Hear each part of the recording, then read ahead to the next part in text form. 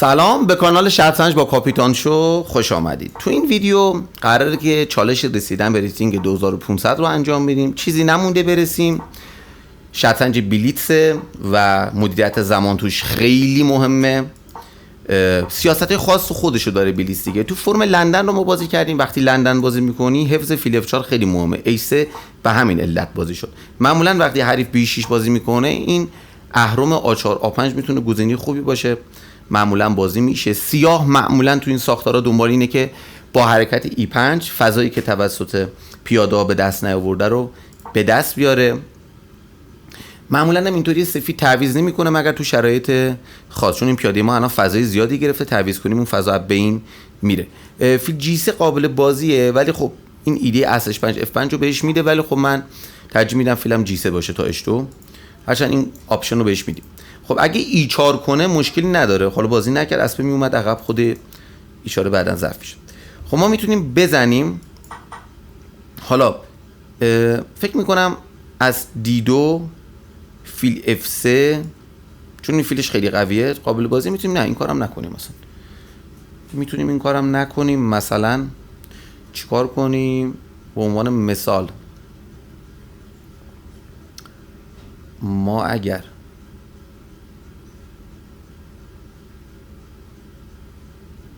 اینو بزنیم، چرا زدم الان بهتون میگم. اگه با این زد میخوام اینو بزنم، که اگه با پیاده بزنه خب با اسب زد. رفت تو کلا اینم با اسب بزنیم، اینم بزنیم.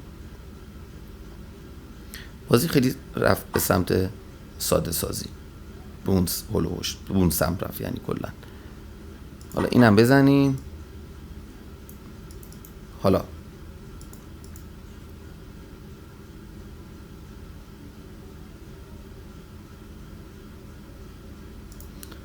وزیر D2 ارتباط دروغ رو برقرار کنیم فعلا، ببینیم چی میشه. بازی خیلی ساده شد. حریفم یه دقیقه از ما جلوه.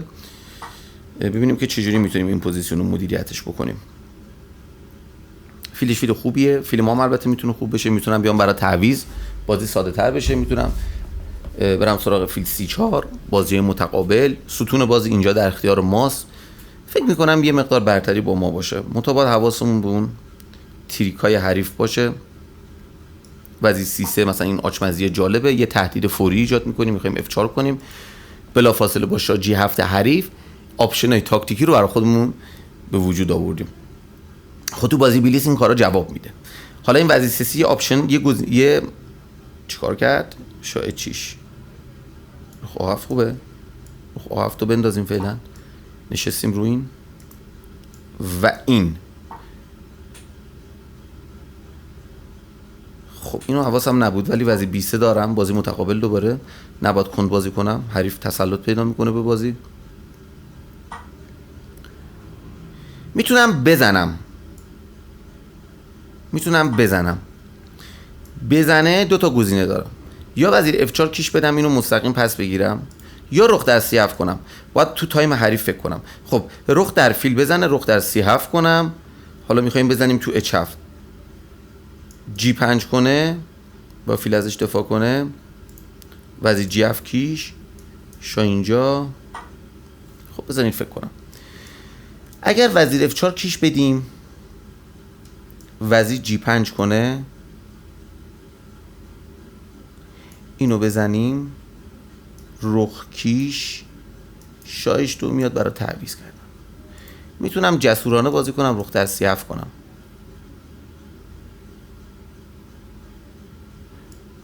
به خاطر شما جسورانه بازی میکنم، وقت نیست خیلی فکر کنم، محاسبات کامل نمیتونم انجام بدم. میتونستم وزیر F4 کیش بدم اینو بگیرم، اما دوست دارم یکم بازی رو ببرم به سمت پیچیدگی ها.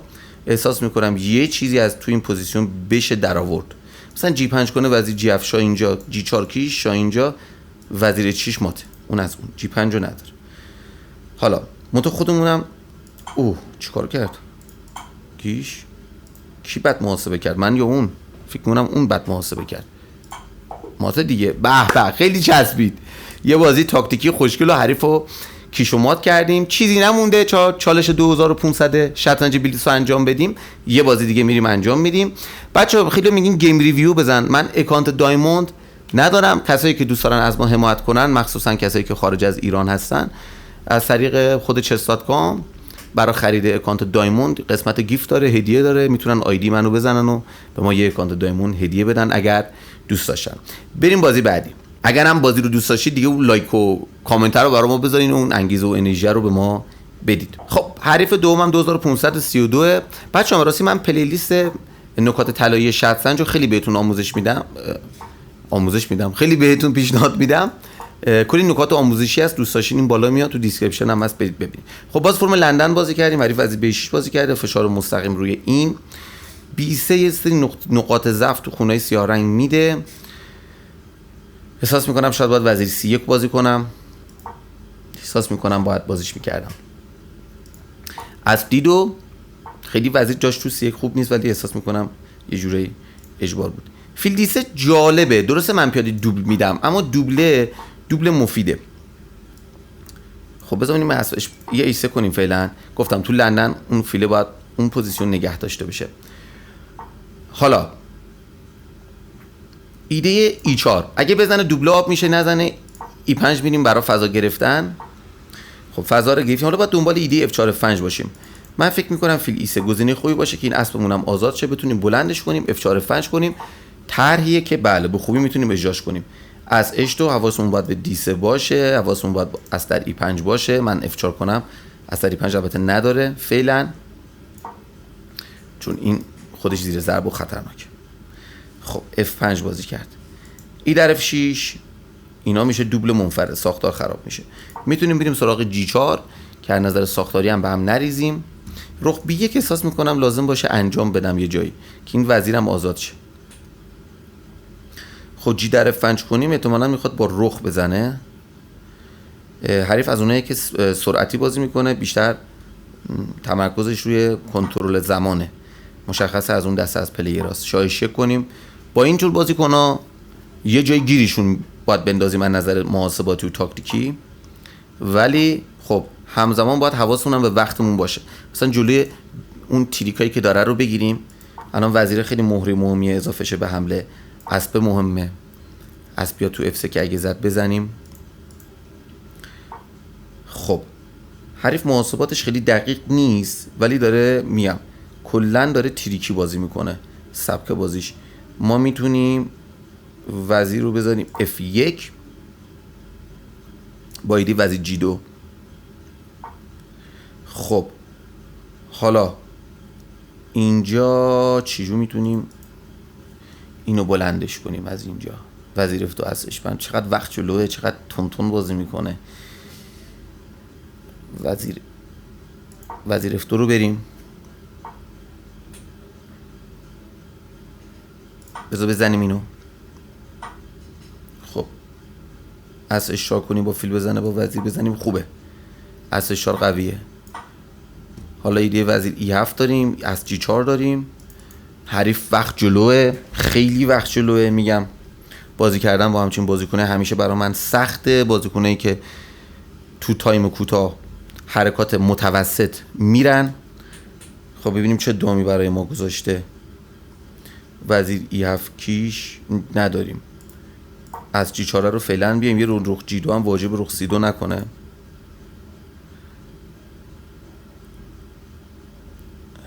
چی کار کنیم اینو؟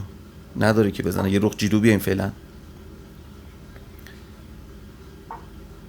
آسه B3 بیایم، اینو نداره، فیل D2 میکنم. رخ C3 نداره، فیل D2 میکنم. ببینیم چی کار میکنه. اینو بیایم بزنه، ما هم اینو میزنیم. حالا یه نیم نگاهی به اینم داریم دیگه.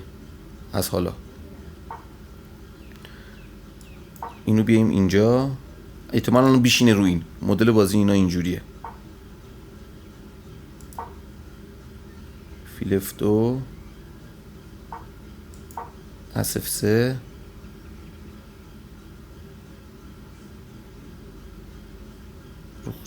اوه مفته. نبینه ندید. شانس بود، مفت بود. اسب نزدش، اسب مفت بود نزدش. چقدر بازی اشتو رو باید بیام. چی بود زد؟ پیاده بود زد. خب اینو بزنیم. این ما رو میبره. گفتم بازی کردن با اینا خیلی سخته. من نمیتونم واقعا با اینا بازی کنم. اینا شطرنج بازی نمیکنن، اینا صرفا رو تایم بازی میکنن. سختمه با این کلا با همچین بازی کردن من خیلی سختمه واقعا. اصلا میشه گفت نقطه ضعفمه. ببین حرکات کلا ریسکی بازی نمیکنه.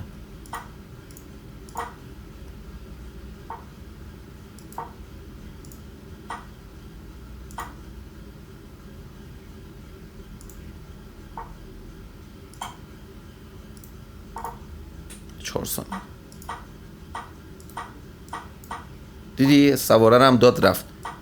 برو. اشتباه محاسبه کردم. پادشاه جیدور میرفته بیفایده بود. باختیم.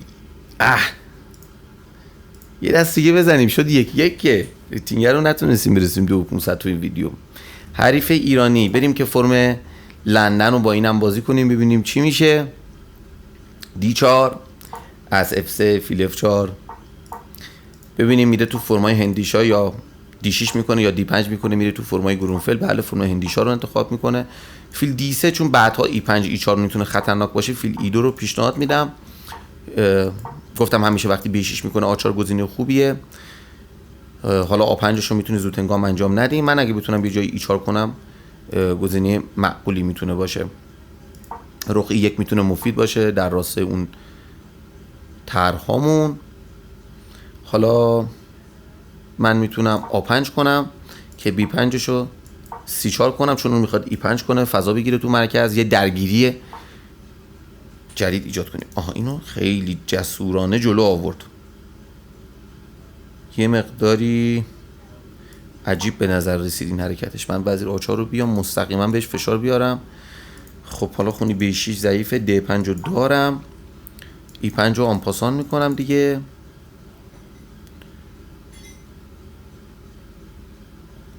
جالب شد. الان مرکز بسته شد. فیل H2 پیاده ازمون گرفت. اینو بیایم. ولی خب میگم تو این ساختار اون پیاده خیلی مهم نیست. اینم بریم با ایدی رخ در C3 از آچمزی هم درش بیاریم که بتونیم از E4 هم بازی کنیم. حالا ایدی رخ در C3 رو هم داریم. یعنی رخ در C3 باید محاسبه شه، بزنه با رخ بزنیم تو اینو بزنه و بعد با رخ یا با وزیر اونو بزنیم.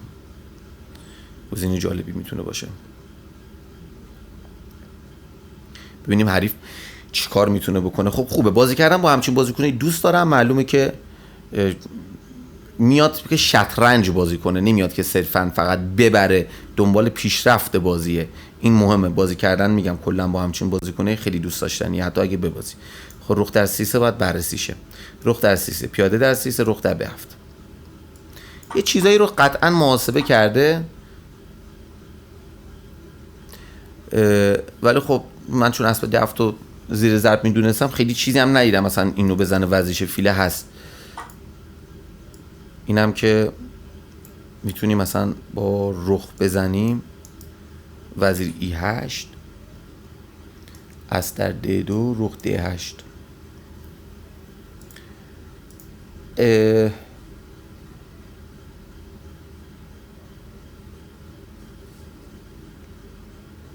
میتونیم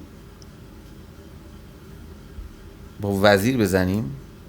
وزیر در A5 رو بررسی کرده بوده، پس بازیکن محاسباتی خوبیه. رخ در D7 وزیر E8 میخواد رخ D8 کنه.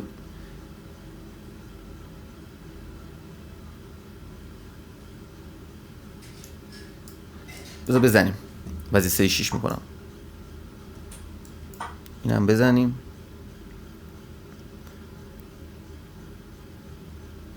چقدر وقت جلو افتاد. وزیر D1 اجباره. اینو بزنیم. خب حالا